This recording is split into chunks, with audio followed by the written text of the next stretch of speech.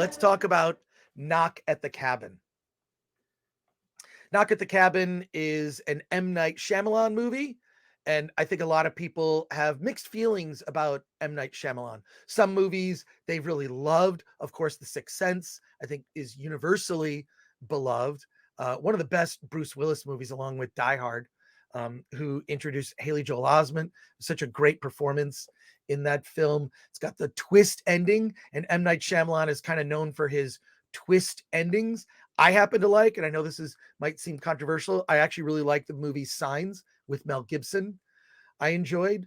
And he's made other movies, Last Airbender, other things that were kind of had mixed reaction. I think also people universally really like Unbreakable, and then people didn't like Glass. I would say that M. Night Shyamalan kind of has a 50-50 record. But I like him more often than not. I think when Shyamalan does a really good job, he knows how to tell a scary story. You can see, and in particular in this movie, you can really see the Alfred Hitchcock influences. In addition to an M. Night cameo, he does a cameo in all of his movies. This is probably the best M. Night cameo he's ever done. Yes, it involves, I'm not going to ruin it. It's just funny. It's funny. It didn't take me out of the scene at all. It's just like, I really love that he's committed to putting himself in every film. And I think that's great. If you've seen the trailer, you know the setup. A group of people who just show up at a cabin with a gay married couple who have a young daughter. Her name is Wen. They are Daddy Andrew and Daddy Eric. That's how she refers to them. And it's based on a novel by the same name, Knock at the Cabin. And what I love, we're not going to get too much into the story because, frankly, the trailer, if you've seen it, kind of tells you everything you need to know. 4 random people show up at this cabin where this family is on an idyllic vacation getaway, and they're confronted with a choice. They must choose to sacrifice one member of their family to save the planet, to save the earth from the apocalypse. And some plague will be unleashed each time they refuse to make that choice. That is the basic story. I've seen the movie twice. I saw it with you, Alan, on Tuesday. I saw it again last night with our movie meetup group. I happen to really enjoy this film. I'll tell you the reasons I enjoyed it.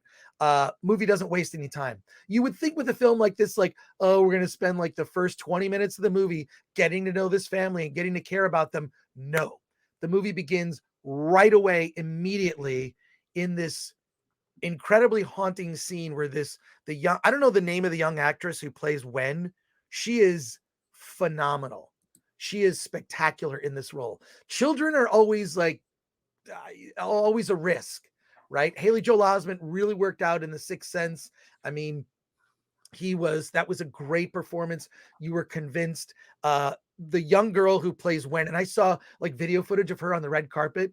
She's pretty hilarious. But in this, it's such an intense performance. She's out in the woods collecting grasshoppers by herself, and she is approached by a large man named Leonard. He introduces himself as Leonard, played by Dave Bautista. This is the best acting Dave Bautista's ever done. He's something of a gentle giant. And the first 5-10 minutes of the movie is him just talking to this girl. And it's the most intense conversation. They have this subtle conversation. They're talking about their lives. They're getting to know each other so they'll be friends. It's this sort of stranger danger situation. It's such a great opening scene. And that's what I love about this movie is it doesn't waste time with the let's get to what we already know is going to happen. It just starts in the very first scene in the very first minute of the movie. Boom, we're off to the races. And also a shout out and praise to the running time. It's an hour and 40 minutes. You're in, you're out. It doesn't overstay its welcome. It's not 2 hours and 20 minutes. That's not an ideal running time. And I think that actually played into also my enjoyment of the film. Once introduced to the concept, you get to know actually the characters, Eric and Andrew, you get to know them through flashbacks. You see how they came to adopt Wen, how they became a family, how they, went through troubles in the marriage, but decided to stay together. And, you know, that stuff is all very heartwarming. It's very charming. And what I like, you know, you just, you get to know them in a way that like makes a lot of sense. You also get to know through their own words, the four people who have come to, you know, basically drop this news on them. It's very biblical, although they don't ever reference the Bible. That's actually kind of a complaint that I have about the film, is that it doesn't overtly or directly quote the Bible at all. And I think that's what made like other horror films like The Exorcist and The Omen so frightening, is like, oh yeah, that's really in the Bible. And I feel like the movie would have been more powerful had they done that. But I really enjoyed Knock at the Cabin, especially because M. Night, his camera work is just masterful. The way that like most of the movie takes place just at the cabin, and it doesn't ever feel claustrophobic because the camera is moving around. It moves from room to room. It moves outside the cam, and it does a lot of things in one shot. Also, the way that like M. Night is really good, which is what Hitchcock kind of taught people, is how to like tell a story using the cinematic language, which is a series of A shot plus B shot plus C shot equals X emotion, telling a story with not images that involve people, because that's sort of the cheap way of doing it, right? You read the emotion on the person's face. That's how I'm supposed to feel.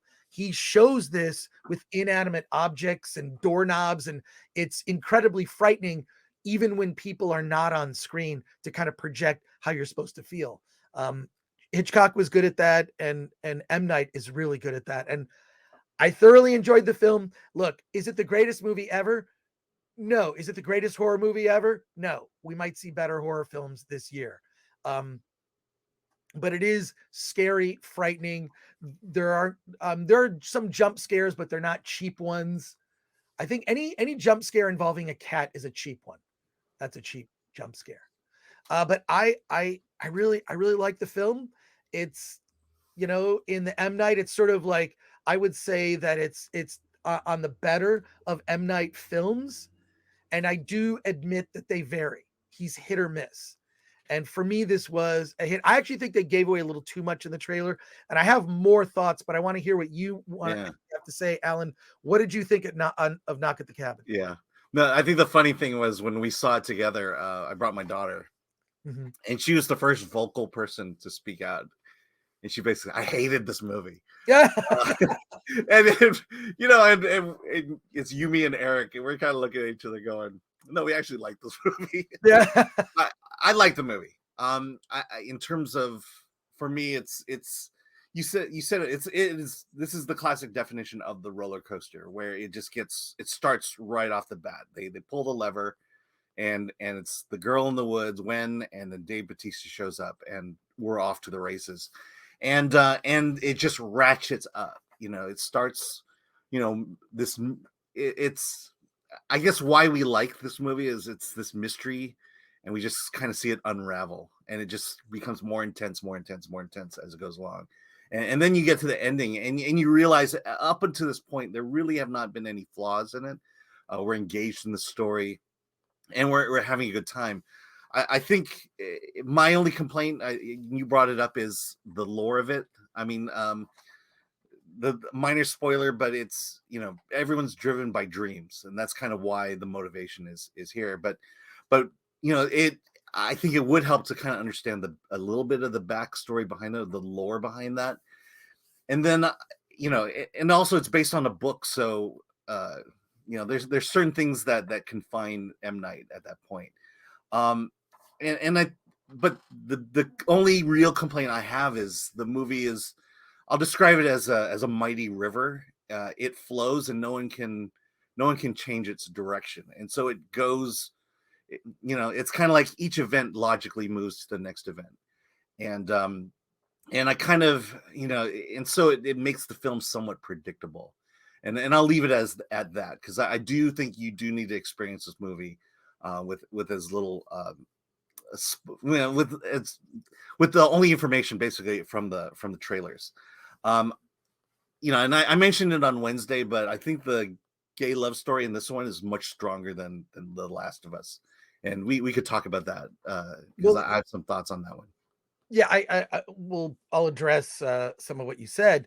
Um, like I just like the fact that these are all well-rounded characters. Yeah, They're the people who knock at the cabin are on a mission that they are have they don't want to do what they're doing. yeah. Maybe with the exception of the guy, what was his name? The guy played by Rupert Grint, which Oh, is Redmond. Redmond, yeah. Okay, Rupert Grint is in this movie from the Harry Potter films, and he is not like. First of all, when we first watched it, the first time I saw it, I didn't even realize it was him because he's covered in a beard. He sort of plays this like hick, and he's Southerner, yeah. yeah, is an unlikable character. And it wasn't until the end, it's like, oh my god, that was Rupert Grint. He really, really went out of his way to like talk differently. Yeah, Ron Weasley, people are saying in the chat. Like it's he's really good because that's what acting is. You are not Mhm. he's not like himself. But I will say I do like these, the gay couple in this. First of all, the movie's not about them being gay. They just happen to be a gay couple. The Yeah. second thing is, what I think is interesting is they're not a stereotypically gay couple. In fact, I would go so far as to say, and this could um apply actually even to The Last of Us. It's interesting to see a gay married couple who probably are conservatives. Okay. There are all these little clues. There's the typical gay, or almost the stereotypical type of gay person, which was in the movie Bros, which I took one for the team there. I just want to remind everybody. And I went to see Bros. Yes, thank you, Chris. Yeah, come on. That's why you're doing Velma. But no, but like, really, if you look at like the way the characters dress, they're gun owners. They're going out and they're not going to West Hollywood to party at Mickey's, right? They're Yeah. they're like, they're doing things that are not stereotypically gay that you might actually associate with people who happen to be more conservative. Yeah. Um, Well, it's two gay men who want to have a child. I mean, how much more grounded do you get in terms of a relationship and an intimate married relationship than wanting that? yeah. And they do go through the extraordinary steps to have to do it as a gay couple. Yeah, well, it's like, look, it's to me, it's all about the story. That's sort of the background, but I like that they're not like this is Disney cannot get gay characters right. They just sort of like, and they're gay. It's like, Yeah. no, like they're well-rounded people. It shouldn't be the first attribute of a character, because Eric and Andrew are very different as people. Mhm. One is Yeah. very almost like buttoned up, dresses, and is kind of a little bit standoffish. He goes to jump in the lake, but takes his shoes off and puts his phone in his shoe. Whereas, his daughter Wen and And Eric. Oh no, and Andrew. Andrew, like they just go and jump, and he's like, "Oh, I'm gonna take things a little, you know." But yeah, I no, mean, like I have to say that this is one of the great things about this movie is you have what 7 characters, and they're all distinct from one another. yeah, It's a masterclass in character development, so you don't have characters who are too similar. You don't, and they're not necessarily stereotypical, which is subverting expectations, I suppose. But every single character is distinct, has their own personality and motivations for why they are in this story. And again, that's what you need when you tell stories, is being able to create characters that have life and that are not, that has something unique about them, that we can connect with, and that we can learn from. the other thing to talk about in this is Dave Bautista's performance. I mean, all the actors are very good. This is the best performance Dave Bautista's ever put on screen. He is someone, he even says like he's better than The Rock. I would agree, Derek Rosenfeld. He's much better actor than The Rock. I feel like The Rock in every movie is The Rock. Dave Bautista in this movie is different than Dave Bautista in Blade Runner 2049, is different than him as Drax in the Guardians of the Galaxy movies. Dave Bautista, best thing he has ever done. He plays against type. And he's a well-rounded character. It's revealed that he is, a teacher who teaches second grade, and he does, after school program. He coaches a team after school, and also bartender for extra money. Like Dave Bautista is so good in this. He's this well-rounded character who takes no pleasure in doing what he must do. And let's be real though, he's not going to win an Oscar for this role. He's not going to win an Oscar, but because his character has somewhat of a wall, which keeps him emotionally, he has to maintain a kind of emotional detachment from the situation, right? Allowing moments to, and I'll probably get murdered for this, but no, I think as actors, it's easy to play emotionally detached.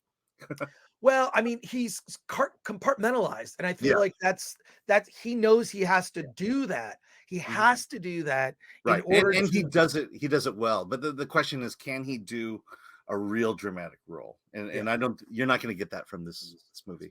Yeah. Well, and to be clear, we're not getting into any spoilers at all with this film.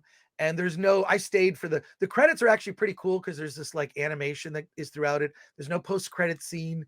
And yeah, you should probably end it there. I should probably end it there. But I'll just say that I really enjoyed the film. You like horror and you like M. Night, you will like it, and you'll like finally seeing gay characters on the screen, not in a stereotypical way. But I would argue that the characters in this, without overtly saying it out loud, they are conservative.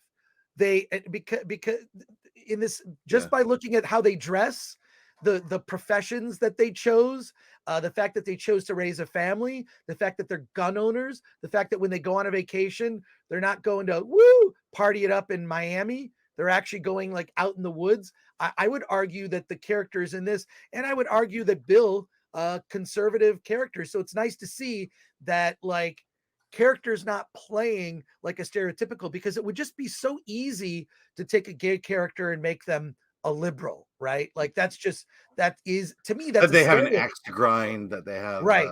They have hang-ups that they have to deal with. I mean, I would say that Eric and Andrew are probably representative of my gay friends. I have three couples who have children, and they're very much like this. They're, for all intent and purpose, they're like you and me. And I don't necessarily hang out with the West Hollywood gay types. It's just, people who are gay, but you never know it unless they told you. Yeah, exactly. Yeah. Like, look, when I made this movie, my big fat independent movie years ago, it was private investment from a gay married couple, and they were like staunch conservatives. They were, because basically I think because they have a lot of money, and they invested in this movie that I made, and they were just very conservative. I don't want to say they were boring, but they were just like, just conservative gay married couple. And I think there is more of that exists than maybe you might guess. Yeah. I don't know that I would call them conservative, but they're not, again, they don't have an axe to grind. Well, they're not a stereotype. They deal with homophobia. And but he goes about it in a very, two-way way. I need a gun. I need to protect my family. Right. But yeah, no, look, I enjoyed the film, and like, look, we were standing outside, like talking about the movie after, and it's like I say, like, look, not every movie is, and just to explain why I enjoyed the film. I enjoyed the film because, look, I got to check out for almost 2 hours and just have a story play out and enjoy it with a large group of people, packed screening. But not every movie is a home run. Not every movie is the greatest movie ever, because I go to the movies every week, right? It's like not every meal can be filet mignon. You get sick of filet mignon. Sometimes you just need some fast food, or sometimes you just need a microwave burrito. Okay. Uh, but you know, and this is the movie that's like that. It's like you'll be entertained. I had a good time. Um, I got into the characters, and there you go.